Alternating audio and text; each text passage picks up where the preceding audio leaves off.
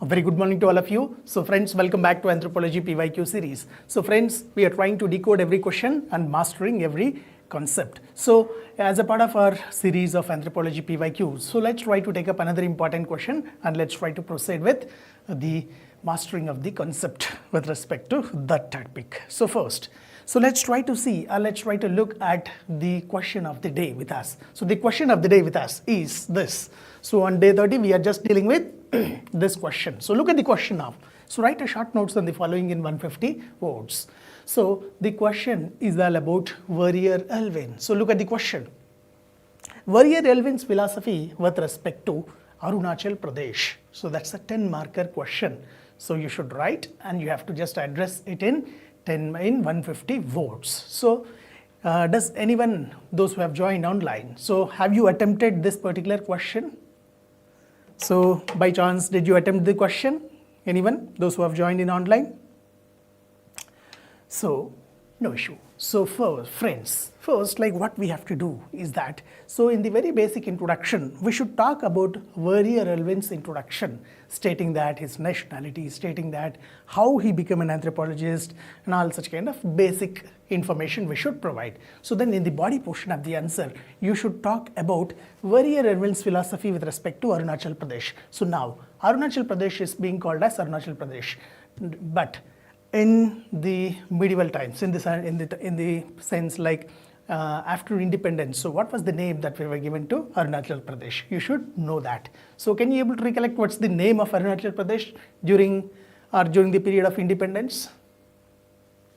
It's known as Northeast Frontier Agency. So can you able to recollect that? NEFA, NEFA. So NEFA was one important term that has been given to the Arunachal Pradesh. So Verrier Elwin is very well famous for his introduction of something that is known as the philosophy of NEFA. So NEFA, so Northeast Frontier Administration. So you have to systematically mention about this. So very good. So we have got the reply. So Northeast Frontier Province. So very good. So we should mention about his philosophy of NEFA in the body portion of the answer.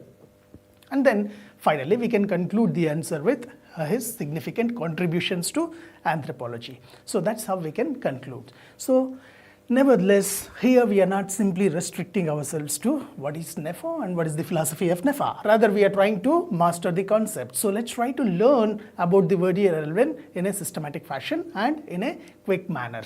So first, if we talk about the Verrier Elwin, Verrier Elwin was a British-born Indian anthropologist, we can say. So we are saying that he is a British-born Indian anthropologist. Actually, he just visited to India as a Christian missionary.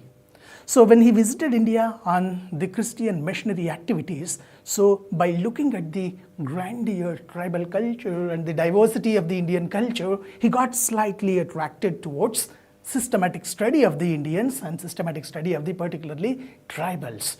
So there he became a kind of self-trained anthropologist. So he was not a trained anthropologist, rather he is a kind of self-trained anthropologist, we can say. That's one important aspect. Then furthermore, what he has done, so then he became an ethnologist. He systematically starting studying the cultures of different tribes. So that's one another important aspect. Then furthermore, he was a kind of tribal activist. So he was an ethnographer, he was a tribal activist, he was a kind of a self-trained anthropologist, and he was a kind of the friend, philosopher and guide to tribals. So that's where you can introduce the answer of the Verrier Elwin question, right? So remember that. So let's try to just mention some of the important aspects about Verrier Elwin. So when we talk from the perspective of Verrier Elwin, so you should remember these aspects. So who is Verrier Elwin? So the basic answer that you should get is that first and foremost thing, so he is a British-born Indian anthropologist.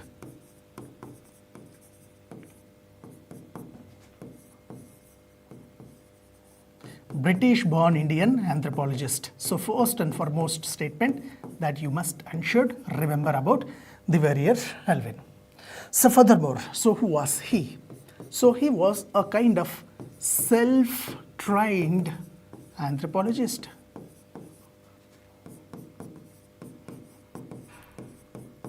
And not only self-trained anthropologist, so he was a kind of tribal activist, as well as he was, furthermore, we can call him as a good ethnologist who has extensively studied various tribes. So this is one important aspect that you should remember. So apart from this, so what were the important credentials that Verrier Elwin carry? So Verrier Elwin not only has had these credentials, rather he was also a kind of person who has got the Padma Bhushan Award. So he was a Padma Bhushan awardee. So he got Padma Bhushan award in 1961. So that's how we can say him as he was a Padma Bhushan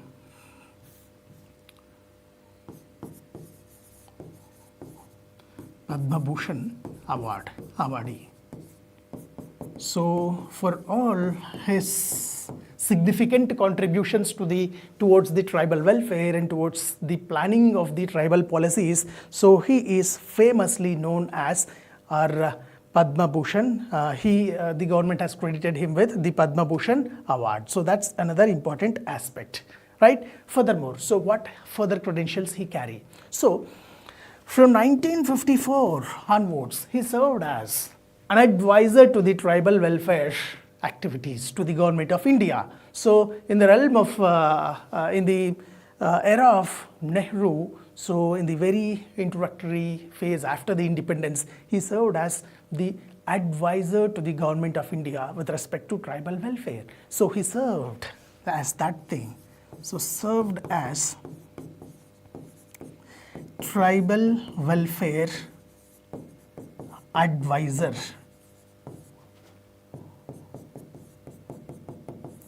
So many of his thoughts, so many of his principles, so many of his concepts have been systematically incorporated into the welfare of the tribe. So that is another important aspect, right? And furthermore, so if you see from the perspective of the Anthropological Survey of India, have you heard about Anthropological Survey of India? So there, like when it has been conceptualized, so then after independence in 1948, so the first director of the Anthropological Survey of India was G.S. Guri. So then if you see, our Verrier Elwin served as Deputy Director of Anthropological Survey of India. So we should mention it as ANSI. So ASI means like there is possibility that you may get confused with Archaeological Survey of India. So that's different. So this is Anthropological Survey of India. So this is another important information that you must and should remember. Right, friends? So that's something. So here, some important aspects that we should know about Verrier Elwin. So when we talk from the perspective of the biography of Verrier Elwin, so the biography of Verrier Elwin is very, very, very interesting. So very interesting because he not only came to India as a Christian missionary, so after coming here, he attracted towards various aspects. So he worked very closely with the top-notch leaders of that period. So be it could be Mahatma Gandhi, be it could be Jawaharlal Nehru, or be it could be Sardar Vallabhbhai Patel. So even to what extent means, so Mahatma Gandhi started calling Verrier Elwin as his son, and our Jawaharlal Nehru, the first Prime Minister of India, so he started calling him as his friend. So he was one of the close associates of the Jawaharlal Nehru, and in fact Sardar Vallabhbhai Patel was the person who advised him to look into the tribal welfare activities particularly, and to look into the northeastern part of the world. So northeastern part of India. So that's where, so he worked very closely with the top-notch leaders. So he has had a lot of experiences with all three of these people. So that's how, so he is very, very important in the realm of studying our post-independent activities also. So that's one thing. And furthermore, so even in his personal life, when we look at the biography or autobiography of our Verrier Elwin, so he has given some of, he's very well known for some of the activities. So we said, like, he was an Indian anthropologist and he was an ethnologist and he was a self-trained anthropologist. So he relied on some peculiar methods of anthropological studies. So where his method of approach was, it was simply to say the field work research. So participant observation and field work, intensive field work was his method. So where what he has done means, so he simply mingled with the people. So he systematically worked with the central Indian tribes at the first instance. So he particularly worked with or studied the Gond tribes, Gonds, Muria Gonds, so then Baigas, so in Madhya Pradesh, so Gonds in the central India. So like that he worked with all of those kind of tribes. And then furthermore, so he moved on to the northeast area and his focus shifted to northeast tribes. So that's how his life was very interesting and it was associated with the tribes. Furthermore, so if you see from the perspective of his life, so one of the important and interesting aspect from his biography is that, so he was such a passionate person to call, is that he married two Gond tribal women. So one is he has married at the age of 37. So at that time, like the girl was, her name seems like Kosi. So he married Kosi, a 13-year-old girl, to by attracted towards their culture, so that he himself can become a part of that particular culture. And then due to various reasons, so he has divorced, and then furthermore he has just married another tribal girl. So in and around 1950. So that's how, so he married two tribal women also. So he entered into matrimonial relations in India, particularly with respect to tribal people. So that's how his life is very interesting. So then, if you look from the perspective of some other aspects, so now let's try to look at some of the important literary works. So what were the important literary works that we should remember from the perspective of our Verrier Elwin? So in the very introductory point, in the very introductory phase, we should learn or we should know about his works. So first work that we should remember, can you able to mention any work of Verrier Elwin? So if you happen to recollect, you can just mention in the chat box. So works of Verrier Elwin, so anything if you can recollect, text it. So the first book that he has written, so you can just recollect that in roughly, so in the year 1939, he has written a book on the Baigas. So the Baiga was the first book that we can recollect in 1939. So where systematically he advocated for the kind of exploitation that the landlords and the outsiders are doing with respect to the Baiga tribes. So he systematically done that in this he mentioned in this particular book, the Baigas, so the Central Indian tribes. Is that clear? So furthermore, so then next important book that we can recollect about the Verrier Elwin is that, so he was also very well known to write a book called The Agaria in 1943.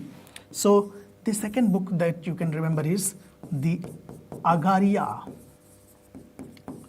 during 1943. He has done it.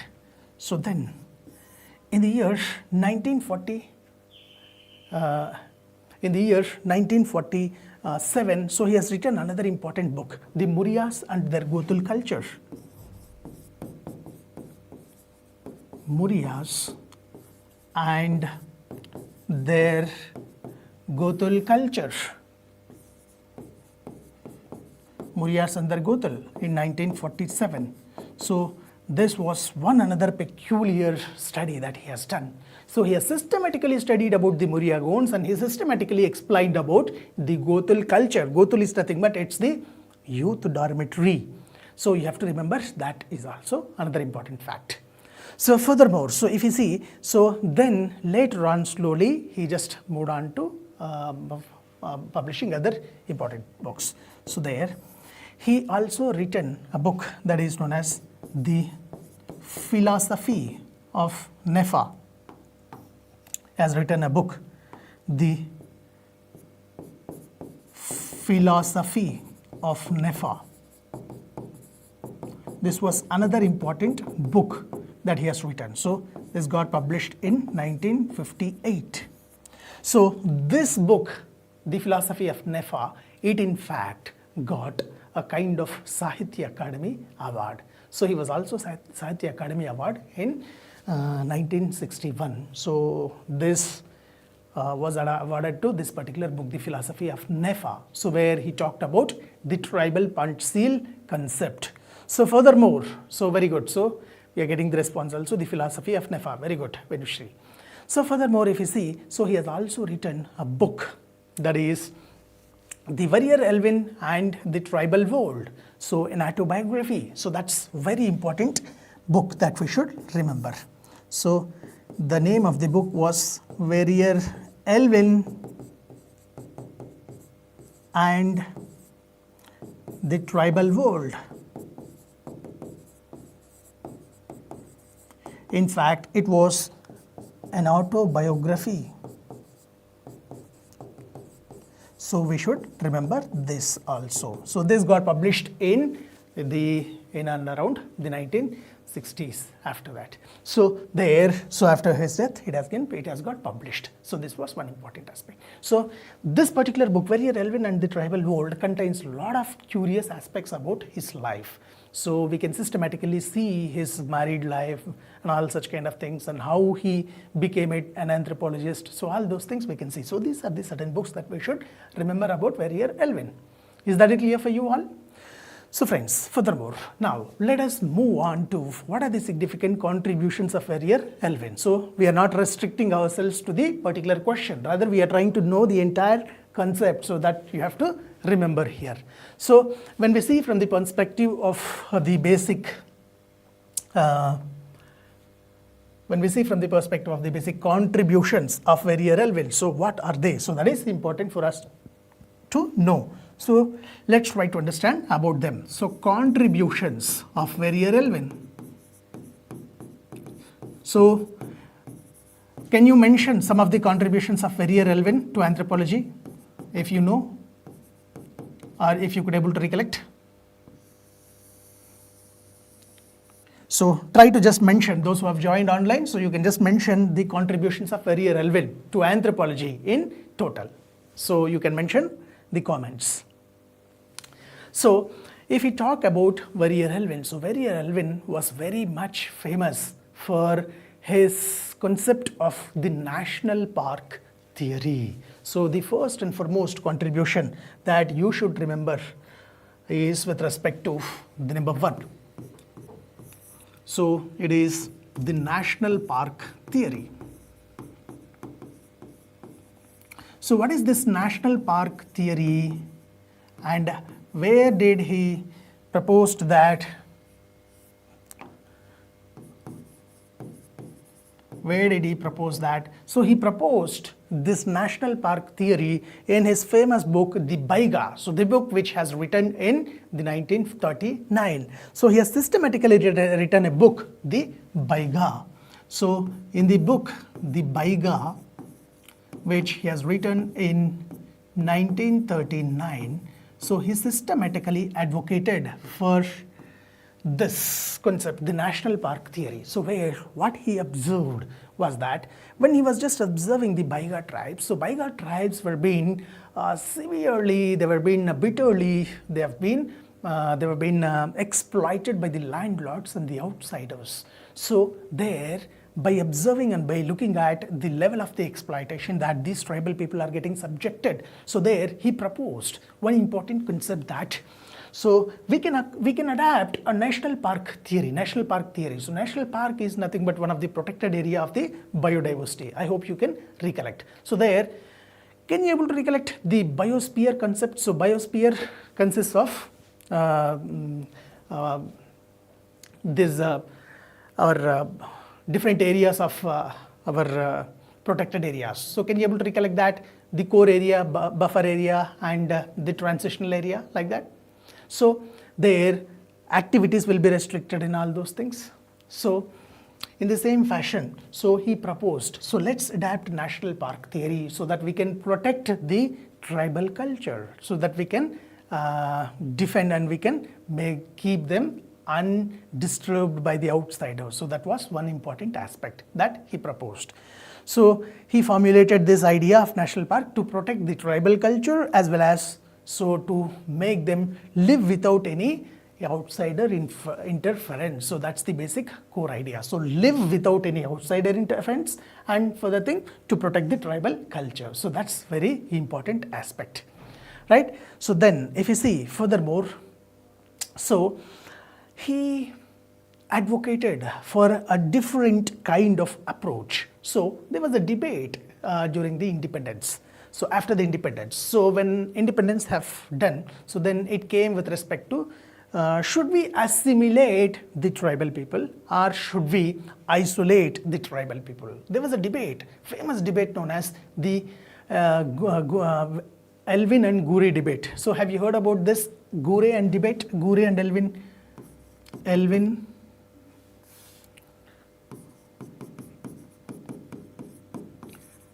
and Gure debate. Have you heard about this? So what was this debate is all about? So this debate was all about, should we isolate the tribals or should we assimilate the tribals into mainstream life? So one section of the scholars have argued that, like, as we are moving towards or heading towards the development, so we have to assimilate the tribal people into the mainstream life, so that whatever the fruits that the mainstream people are getting, so they should also received and they should also be reaped by the tribal people. So from that perspective, we have to assimilate the tribal people into the mainstream life so that they can get all the fruits of the development. So that was one argument. So that kind of arguments have been proposed and put forwarded by a group of scholars, where the G.S. Gure was one of the pioneer proponent of the assimilationist approach. Remember this, assimilation of the tribes into the mainstream life.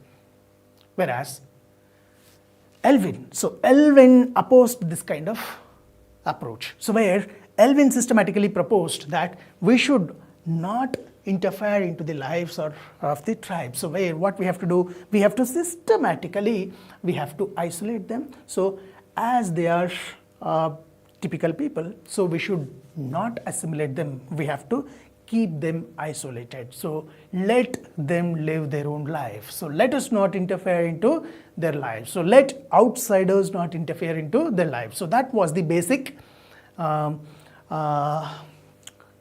that has been proposed by Elwin. So during this, so Elwin adapted the cultural isolation approach. So that's one important aspect we should remember.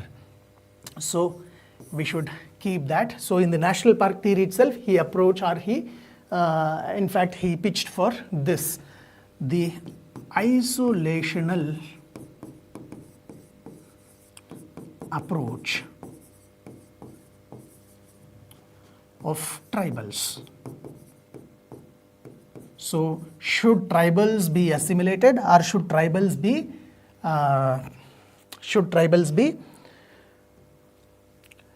assimilated, or should tribals be kept isolated? So that was the debate. So amongst that, he adapted and he pitched and he voiced for the isolational approach.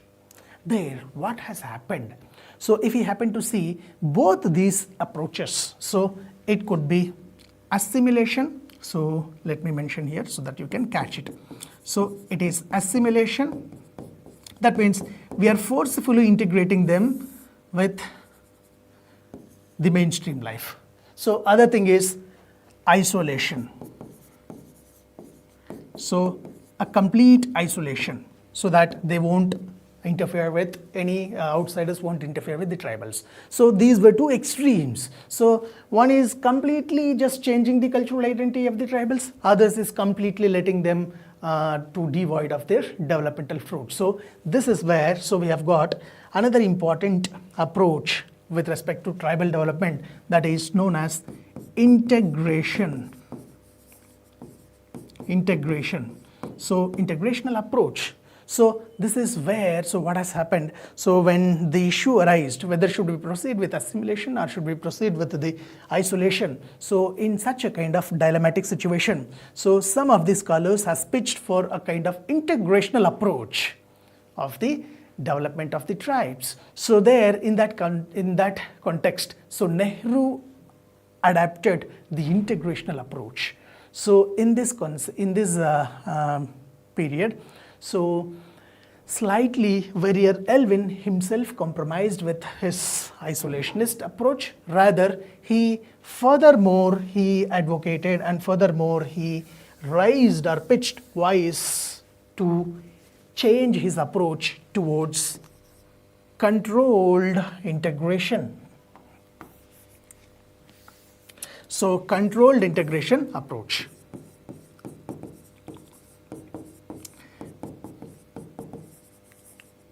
Controlled integration of tribes. So this was another important contribution. So this is where we should remember. So in controlled integration, so as he has adapted the Nehru, so later on the process continued to do. So that's one important aspect. So furthermore, so what was another important contributions? So another important contributions of Verrier Elwin was with respect to the policy planning and the tribal welfare development. So he was a key person in policy framing or policy making and tribal welfare.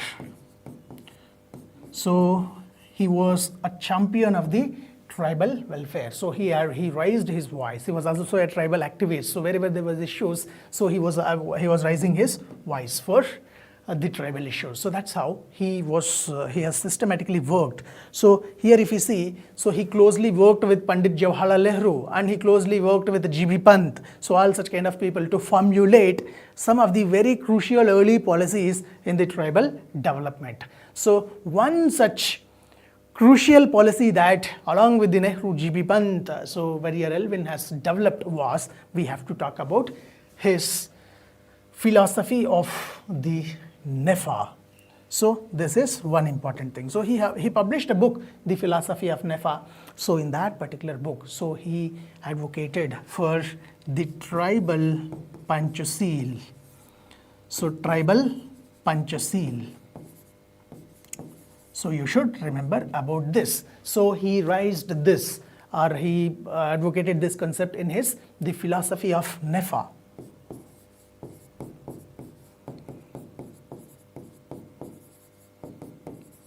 So philosophy of NEFA, so which has written in and around 1958. So you should remember this.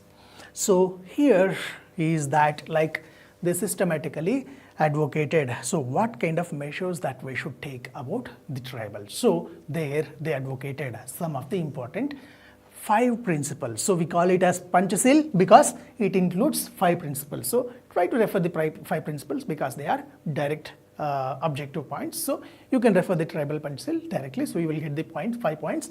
So they were the 5 points that they have done. So this is one important aspect. So the answers that we have got was like Pragya said tribal Panchsheel. So Vinushri said so tribal Panchsheel. So very good. So they were all the basic contributions. One of the basic contribution of our Verrier Elwin. So furthermore, so Verrier Elwin's key contribution to anthropology is that, so he systematically studied the Muria Gonds. So he was conducted ethnographic studies with respect to the Muria Gonds, and in Muria Gonds, so what he has done, he systematically led the discovery of the Gothul culture. Gothul culture. So what was Gothul culture? Gothuls were basically nothing but the youth dormitories of the Muria Gonds. So they were nothing but the youth dormitories.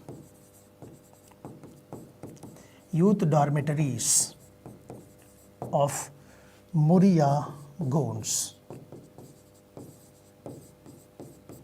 So he let this particular thing to become popularized. So this was very, very important and interesting thing. So he studied the Murriagons, and when he was studying the Murriagons, he found one interesting concept there. So there was a concept of youth dormitories. So these youth dormitories were responsible for training of the male girls and boys at a residential dormitories. So where they were trained in several aspects. So several aspects, so like socialization, or like training the skills, teaching the skills, and letting them to get grow in a socialized life. So all those aspects.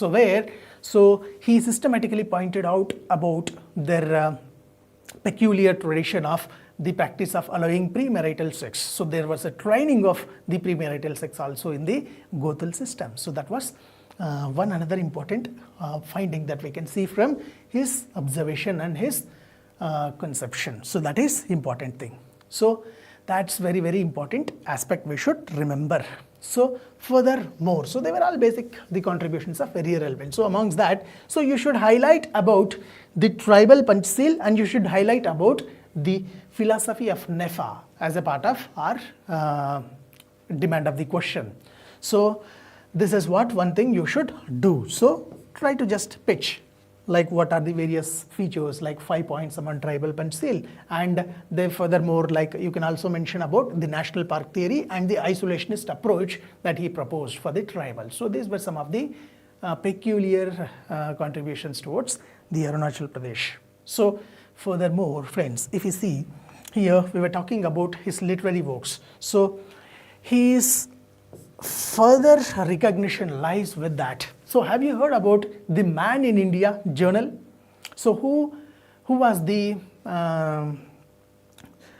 founder of the journal Man in India? So can you able to recollect who is the founder of the journal?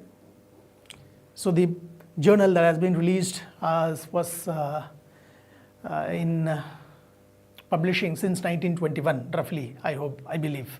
So who was the founder of that? Can you able to recollect the Sharat Chandra Rai? So Sharat Chandra Rai is known as the first Indian anthropologist as well as the father of Indian anthropology. So he was the scholar behind the starting of the journal, The Man in India. So here, why we are talking about this means our Verrier Elwin was a kind of, he was an editor of the Man in India journal. So that's very important aspect. So he was also editor of the Man in India.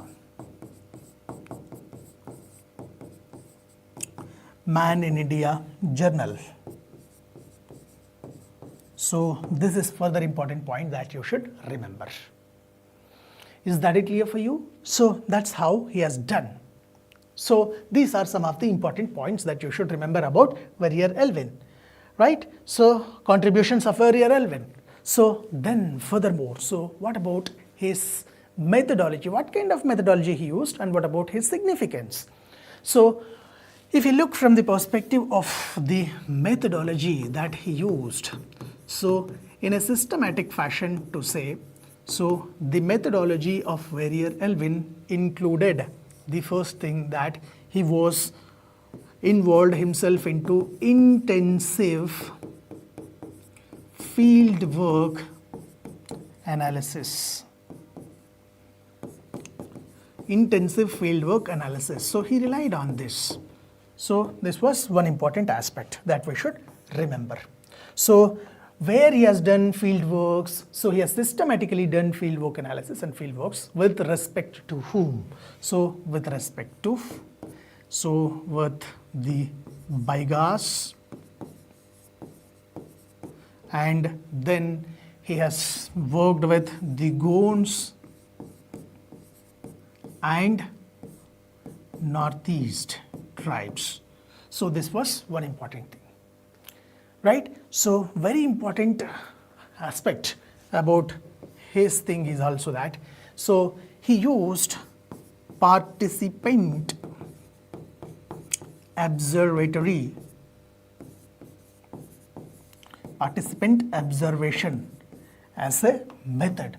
So can you able to recollect that? He established marital alliances or matrimonial alliances with the Baigar, the Gond tribes. So that was one thing. So her first wife's name was Kosi. So second wife's name was Leela. So both of them were belong to Gond tribes. So though are different from different tribal groups, but they both were the Gonds. So that's what. So by having such kind of matrimonial alliances, so he became a participant of that particular culture and he learned that. That's very interesting aspect. Then furthermore, so his typical instrument or tool was, his analysis was based on the questionnaire method. Questionnaire method or questionnaire was the tool that he used. So that was one important aspect that you should remember. Right? So what was the basic significance of Verrier Elwin in anthropology? So Verrier Elwin, in fact, he was the maker of the tribal policy. He worked extensively in framing tribal policies and tribal welfare. And he mingled with the tribes very closely. So he is also the friend, philosopher, and guide of the tribes. He was also a tribal welfare advocate, and he was also a tribal activist, and moreover he was an ethnologist and self-trained anthropologist. So that's the significance that you can mention. And if you look from the perspective of the works of Verrier Elwin, so there were certain criticisms also he had to face in his works. So when we see from his criticisms, so first criticism we can get from our first criticism we can see from the perspective of our G.S. Gure. So can you able to recollect G.S. Gure? So G.S. Gure, so for what G.S. Gure is very well known? Can you able to recollect? So in anthropological realm, so what was this systematic contribution of G.S. Gure? So where we can heard about the name G.S. Gure? Can you text in the chat box?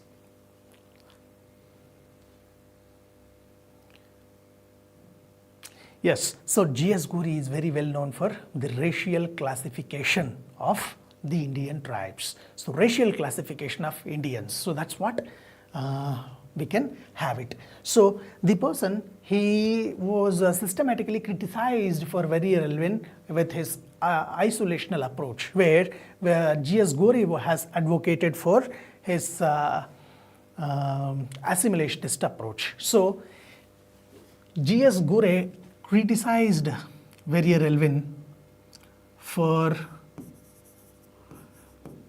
his isolationist approach.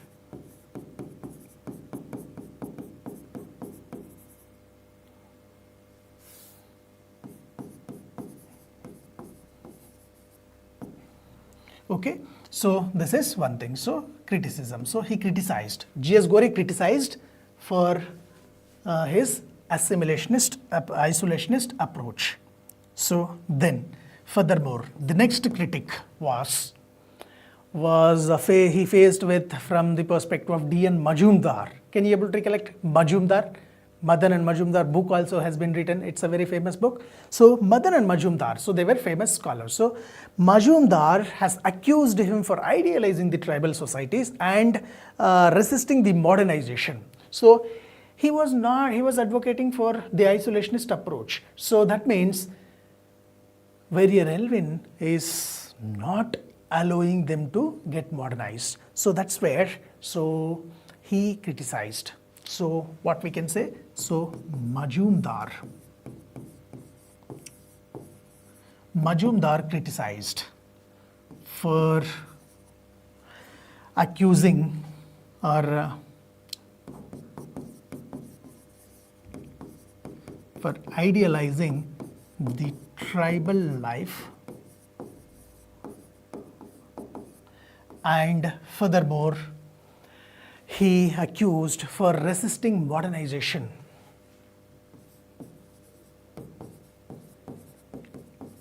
For resisting modernization. This was other important aspect that we should remember. Is that it clear for you? So now, so furthermore, so any other contribution, any other criticism, can you able to recollect that? So can you able to recollect K.M. Munshi, one of the constitutional maker? So K.M. Munshi, one of the pioneer among the constitutional maker. So K.M. Munshi also systematically criticized him. So why? So to he also was advocating for assimilation. So there he said that to recognize the wide linkage of tribe with the Indian society. So that was one important aspect. So K.M. Munshi also advocated for not assimilating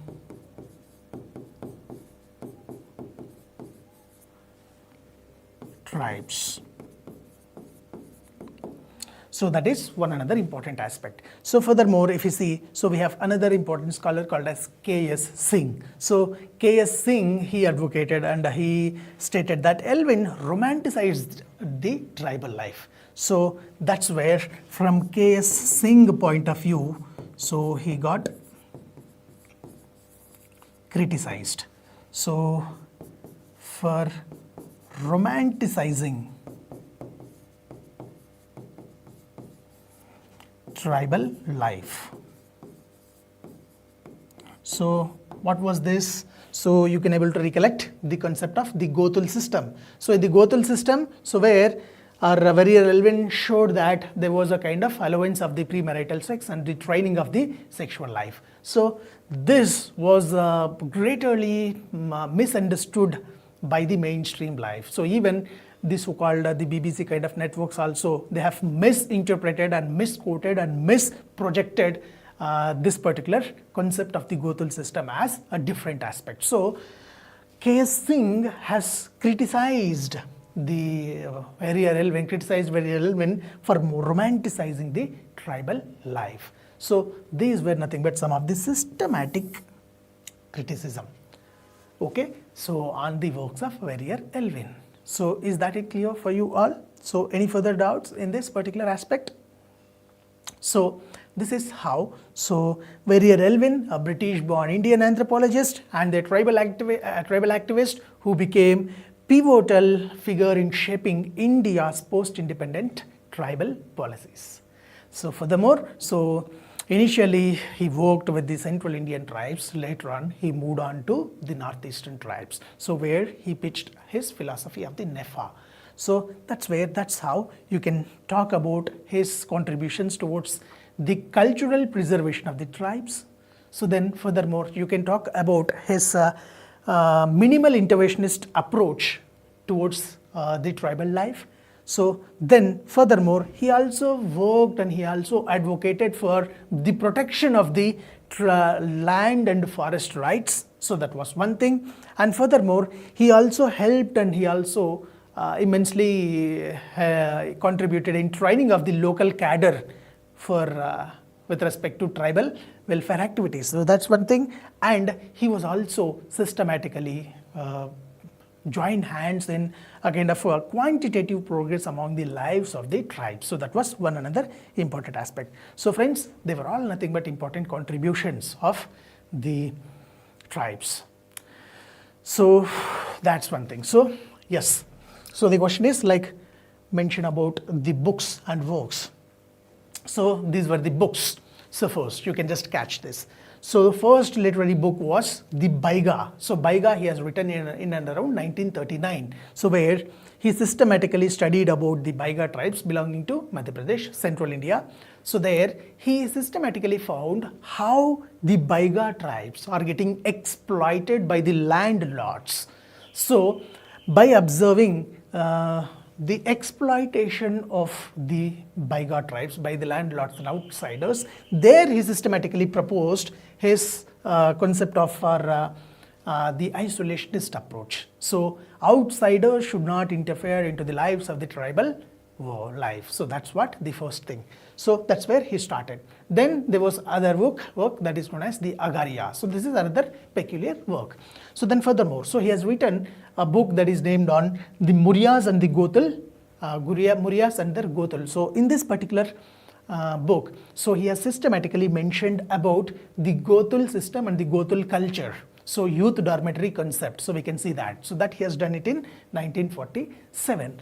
So furthermore in 1958, so he published the book that is the Philosophy of NEFA. So for this particular book, so he has also received the Sahitya Akademi Award. So that's one important aspect. Then furthermore, so an autobiography of the Verrier Elwin, that is known as Verrier Elwin and the Tribal World. So the Tribal World.